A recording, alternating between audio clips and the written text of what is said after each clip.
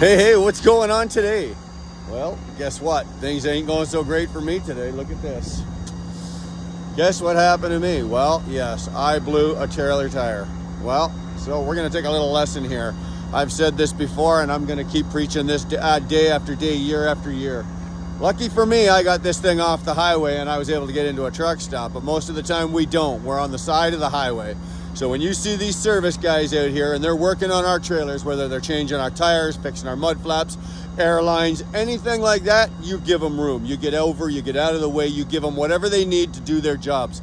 These guys and girls are out here doing the job to help us. They're saving our ass so we can get down the road, so we can get a job done, so we can go home. None of these guys or girls woke up this morning thinking that they were going to get killed because we did something stupid on the highway. Remember that. They all want to go home just like we do. So give them the room they need. Give them the room they need. All right, remember that. Give them the room they need. Don't be stupid. We'll see you down the road.